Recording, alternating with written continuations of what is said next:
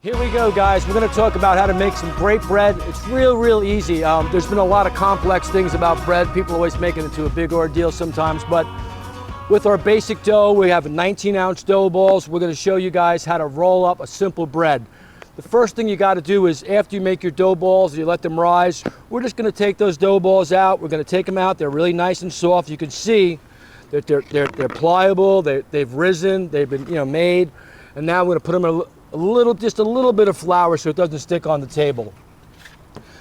Now, I like to just take my dough and just roll it up into a nice shape of bread. Real simple. I roll it up, I lay it out. It's very simple. I don't get complex with it. I don't really worry about it. So as you see, I can just roll it up. Very nice and simple. Make sure it's all tucked in beautifully. It's a great shaped bread. And then I seal the edges like this. It's really important to get a good seal when you're making this. Seal up my edges, and I have a really nice loaf of bread here. So it's full of air, it's nice and soft, and I just go about shaping it. So it's really easy. Put a little bit of flour on the pan, and you're gonna let them proof again, all right? So this is like part two. The dough has already risen once. Now we're gonna roll it up again, and we're gonna do it right over there. All right, Big Andy's gonna do one now, and we're gonna keep it nice and simple. Making great bread is not hard, right? Not hard at all. And you definitely wanna flour a little bit of your baking tray here. Mm-hmm. That way it's nice and easy to take out, because when you use double proof dough, it's gonna fill up with light, be nice, light and airy, have lots and lots of gases, lots of bubbles, lots of holes in the dough, lots of crevices, and we're gonna get a nice crispy outside. You're gonna see some really nice stuff. What we do here, we're gonna add some herbs probably on top. We can add a little Asiago. You can make all kind of bread. It's very simple. Whether they're big, small, doesn't make a difference. This is just a nice family loaf. When you're gonna sit down, have a little bread, a little garlic bread, a little bread and butter. You'll love this. All right, so we close our seam up. Again, that seam's gonna be down, face down on your tray. Yep. Again, right next to that one. Beautiful. You want to get a little rustic look, you can add a little white flour to it too. Just for now, or even before it goes in the oven. Okay, and now we're gonna put a little plastic wrap. Plastic on them, let them rise. And you have to cover with plastic or else the dough will dry out. Yep. So while it's proofing and rising, we're going to just make sure we keep it safe from any air. Mm-hmm. Put one more piece on there and we're good. Nice and tight. And you want to leave it in a warm area so it rises. I mean, room temperature is nice. If it's a beautiful day outside, leave them outside. We're going to let these rise about 2 hours. 2 hours, yeah. Probably about 2 hours. We'll get close to double in size. We'll know they're going to be ready, and then we're going to show you guys how to make some great bread, and you're going to love it. Okay, guys, we're back, and that bread we rolled up about 2 hours ago, we let it wrapped up with some saran. We let it rise. Look at the size of the bread now. Boy, did it rise. Look at that. Beautiful. It's doubled in size in a couple hours. A nice warm location like your backyard. It's a great thing. Really quick, right? Yep, really quick. So here's your bread now. We're gonna just, treat it really good. You're not gonna worry about it. Don't be afraid of it. You're picking it up, you're playing with it. It's got lots of air. It's pretty good. We got the floured board, right? A little more flour on there. I think we're gonna need, because it's a little moist still. Make sure that, you flour your board really good, and just put your bread right on top. Beautiful. Shape it the way you like it. All right, we're gonna make a nice puffy bread. Looks good, right? Yeah, it looks great. Yeah, I really like this bread. Beautiful. Okay, good. Then we're going to take another loaf. I mean, this is it, Sunday dinner. It's good the next day. It's beautiful. Bake it away. Make some garlic bread. Make a sandwich. Turn your friends on to some great bread. All right.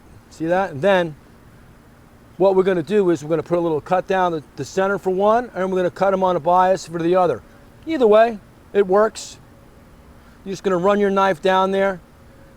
You're going to get about a ½ inch deep, all right, from the back all the way through. And what you want is the bread to open up. So, it's important that you give it a good split. Excellent. You want to be very gentle with it too. Yep, nice and gentle. Don't push. Let the knife cut. If you got a really sharp razor, that's totally great too. But we're just using some cooking utensils from the home. Bias, or you want to go straight? Yeah, whatever you like. We'll do a little bias. Yeah, we'll try a little bias cut, see? Getting a little fancy on you. Now the great thing about the bread is you can put different things on it. We're just going to make one plain. It's been floured. We're going to put a little extra virgin olive oil in the cuts so it lets the dough expand. And this one here, we're going to sprinkle a little parmesan on it. So just a nice little basic parmesan. Give the crust a little flavor, a little crispiness. Oh yeah. Tastes really good, right? Just drizzle a little bit of olive oil in there. Look at that. See, really nice and simple. Spread it around. You know, get your hand in there. It's all good. Look at that dough. Beautiful. Same thing with the bias cut. Spread it around, make it really nice. It allows it to rise. Remember that, okay? So that's important. Look at those nice breads. I'm going to put a little Parmesan cheese on there. You could put a little Pecorino. You could put whatever you like on there. Asiago is great. Makes a great crust finish. The crust gets really nice and crispy. See? Coat it away, be great. You could put some rosemary, you could do onions, garlic. Doesn't make a difference. It's your bread. Do it how you like, right? Absolutely. And bread is great. Now, which oven are you going to cook in? So we're cooking over here now because it's nice and low. The flames are nice and low. We want your oven to die down. So you want to make sure that basically, you know, you have a little bit of coals. My oven's about 450 degrees right now. I'm just going to put the bread in there, close the door, let it cook about 5 or 6 minutes and check it out every 3 just to see, okay? So again, don't be afraid. Take your peel, shake your bread, and pull it out slowly. There you go. Look at that, all right? The bread is ready to go. We're going to go back to making some great pizza. We'll check on the bread in a couple minutes. Close your door, don't forget.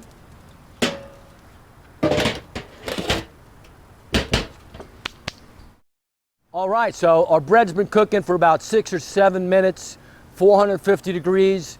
I turned it twice. Looked really, really great the last turn. Now we're going to take a look at it, and I think it should be done. All right? Wow, look at that.